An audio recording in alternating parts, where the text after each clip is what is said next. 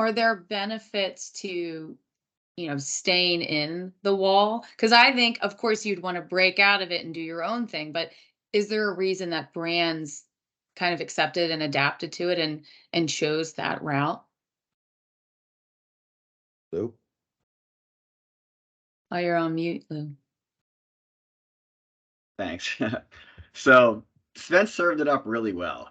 I mean, when you think about Google, Facebook, and then the goals of a performance marketer, they deliver performance within their closed ecosystem by their own definition.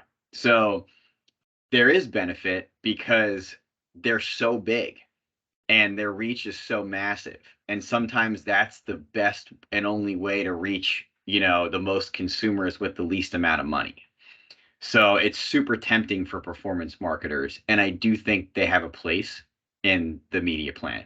I think they're deserving of budget to a degree.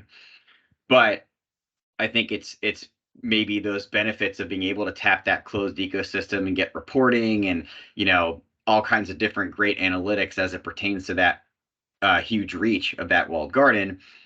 They're maybe leaning in a little too deep. But Spence, I'm curious to hear your thoughts too. I mean, you've been around the walled gardens as well. Well, I think, one point you brought up is the control and how big. I mean, one thing I feel like our industry, just like everything else in life, is very cyclical, is probably very similar to what was going on in the 1940s and 50s. You had CBS, ABC, and NBC, and that was it. And they dictated to the advertisers, we have scale. And if you want to be around scale, you have to work with us. And this is the way we do it. And then you had the demonopolization. You had obviously the Foxes coming, cable, et cetera. And then, the magazine industry saw that with Time Life and Condé Nast, et cetera.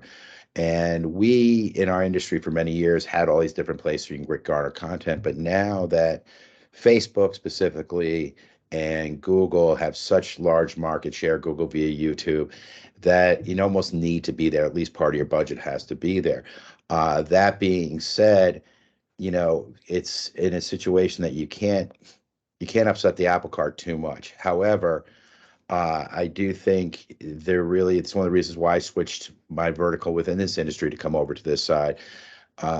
This is where, all you're doing is punting the ball because eventually you have to deal with it, especially with what's going on in the marketplace, which we can elaborate on, that you have to eventually do this. And the question being is if you do it effectively and efficiently and successfully and proactively, or where a lot of brands are doing is reactively. And that's when you make poor decisions and you don't set yourself for a strategic long-term plan.